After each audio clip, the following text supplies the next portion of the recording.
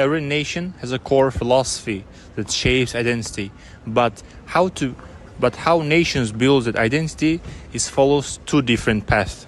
For example, let's talk about France. They use civic nationalism. For being French, you don't have to be ethnic background. They use political agreement to uphold the values of the republic.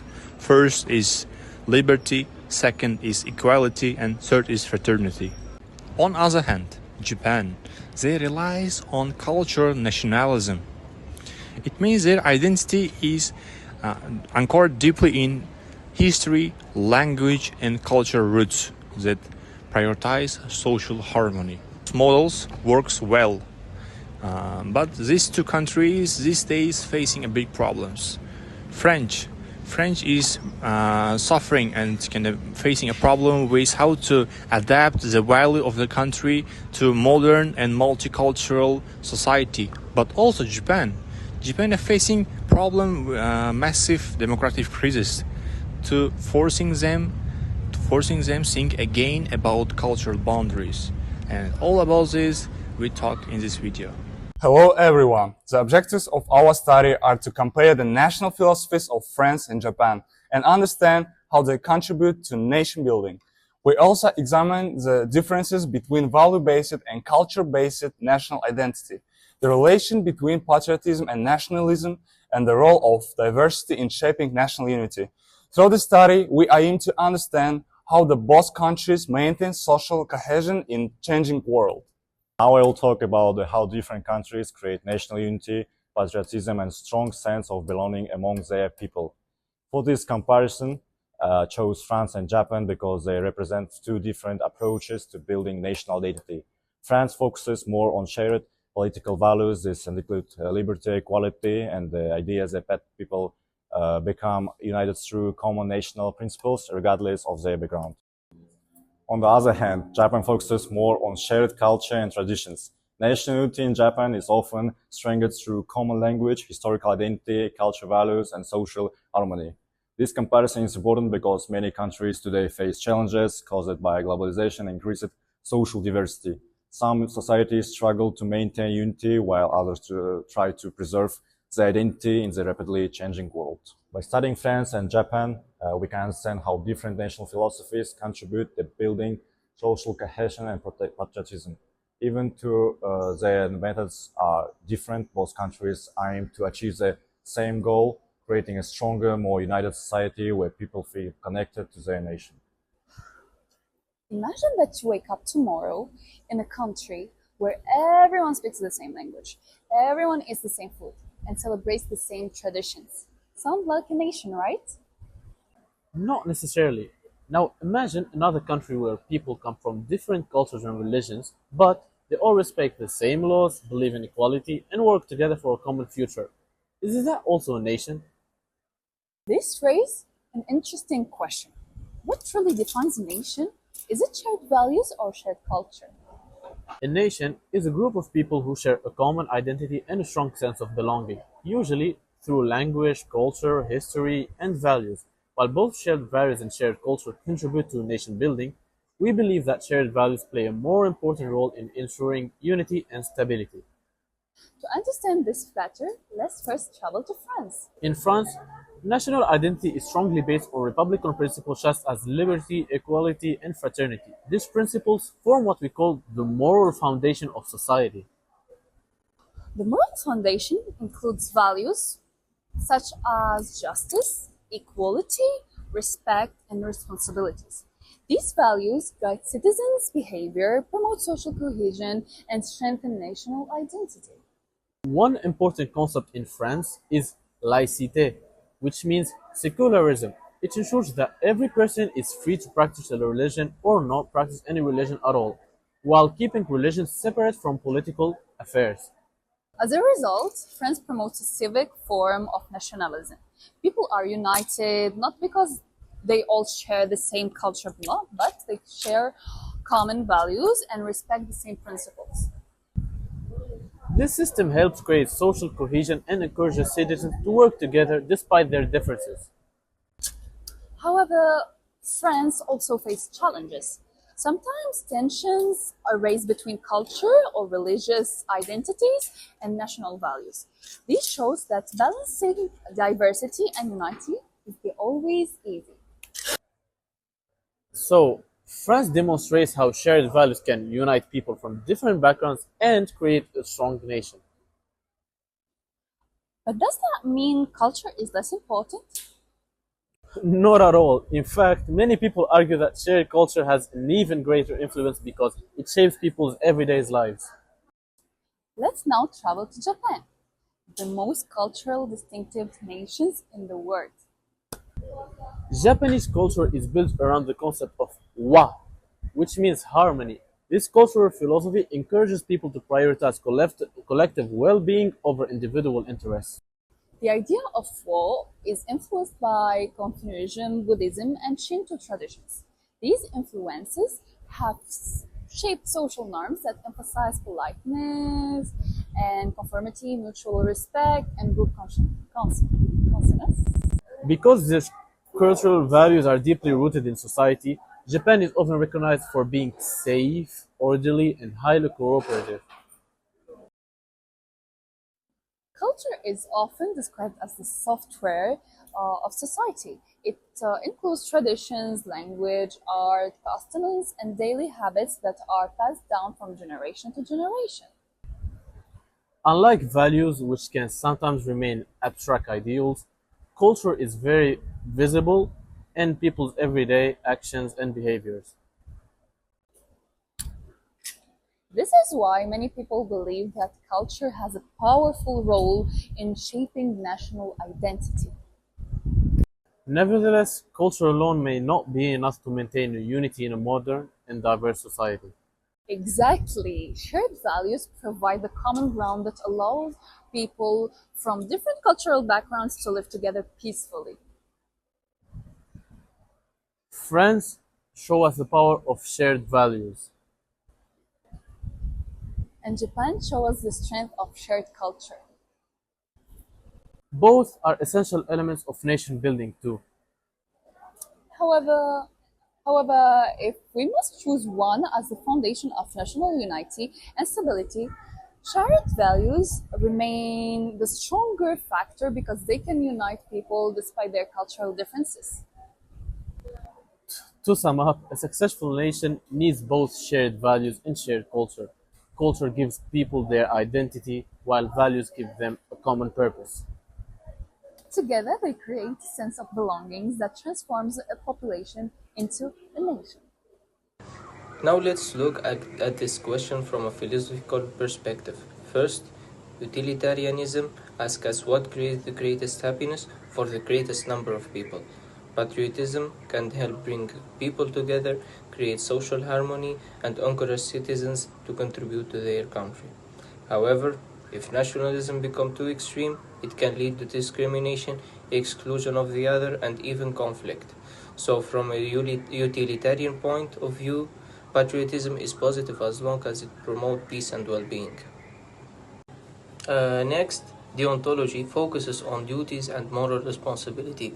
As citizens, we have duties towards our country, such as respecting laws and contributing to society. But we also have a duty to respect universal values like justice and equality. This means that we should support our country without ignoring what is morally right.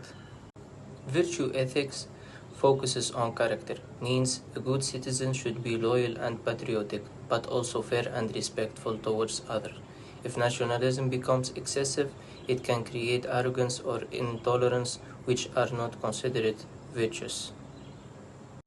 So these ethical theories suggested that patriotism can exist without nationalism, because loving your country does not necessarily mean adopting a strong nationalist ideology. Finally, existentialism emphasizes freedom of choice. It suggests that patriotism should come from a person's own decision and values, not from pressure or imposed beliefs. People should be free to define their own identity and sense of belonging. Hello everyone, today I will discuss whether national unity is more important than individual freedom by comparing France to Japan. Friends believe that people should be united through shared values such as liberty, equality, democracy. The idea is now as civic nationalism. One example is the policy of La City, which does not allow visible religious symbols in public schools. The government believes that helps promote equality and national unity. However, some people argue that it limits individual freedom, especially freedom of religion. In contrast, Japan focuses on unity through social harmony. Japanese society values corruption, discipline, and respect for others. People are during during the 2011 earthquake and tsunami. Many Japanese citizens remained calm and working together to overcome these scares. However, some cities believe that strong social pressure can reduce individual and personal freedom. In conclusion, France and Japan use different approaches to balance unity and freedom. France places greater emphasis on individual rights, while Japan promotes social harmony.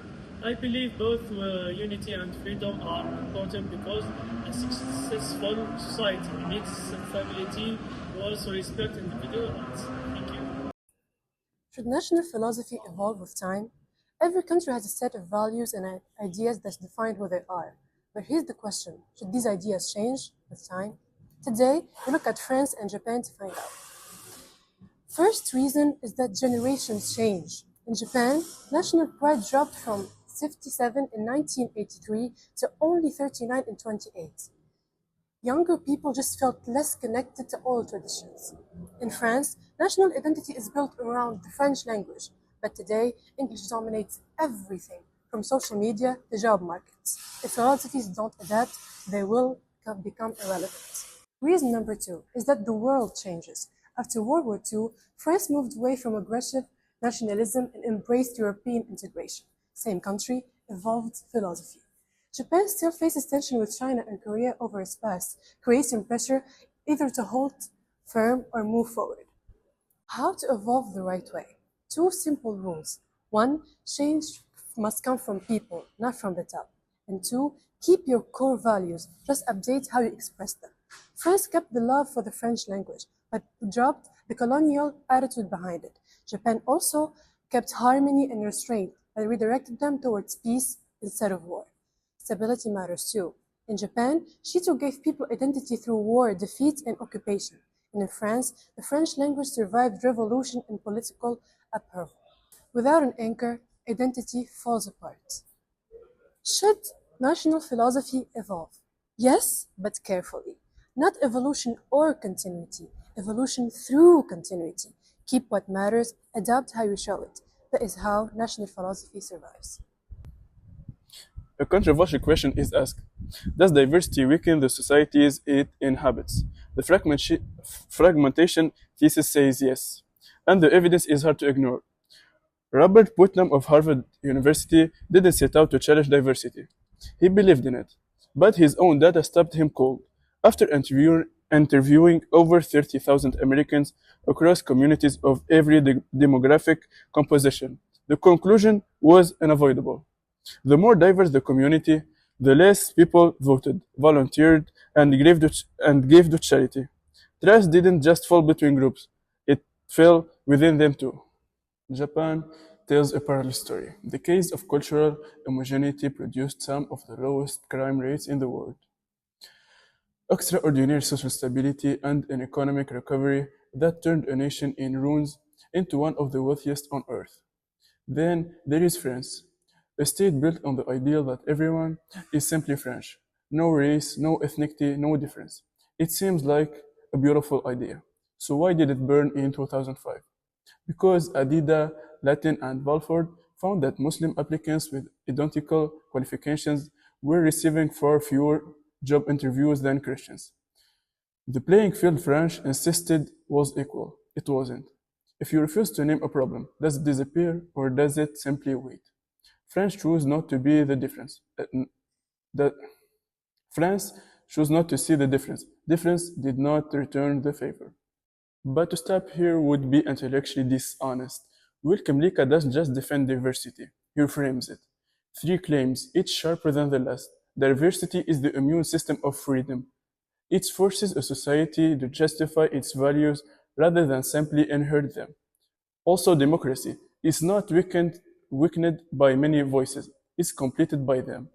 And recognition builds loyalty. When a state tells its minorities your identity is not a problem to be solved, they don't pull away, they invest, they belong.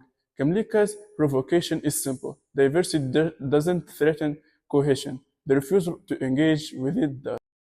Putnam showed us what unmanaged diversity costs. Japan showed us what cohesion builds. However, France showed us the price of denial. The question is never whether our societies are diverse. They already are. The question is whether we have the will to govern that diversity seriously. Because diversity handled well, it's not a burden a nation must bear. It's an advantage a nation must earn.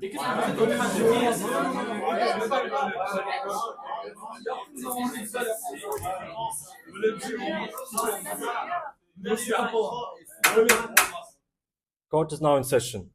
Today we have examined two national philosophies. On my left, France, representing civic nationalism. On my right, Japan, representing cultural nationalism. After reviewing all the evidence, France is found successful in promoting equality, citizenship, and civic participation. Japan is found successful in preserving cultural identity, social harmony, and the national traditions. However, both nations are also found guilty of facing modern challenges. France continues to struggle with multicultural integration and the social divisions. Meanwhile, Japan faces population decline and the increasingly aging society. Therefore, this court concludes that no national philosophy is perfect. Each country develops its own approach according to its history, culture, and social realities. Nevertheless, national philosophies remain essential for building unity, patriotism, social stability, and a sense of belonging among citizens. This court hereby delivers its final verdict. There is no single best model for national building. Both France and Japan demonstrate valuable lessons on how national philosophies can shape society and strengthen national identity. Case is closed. Vive la France!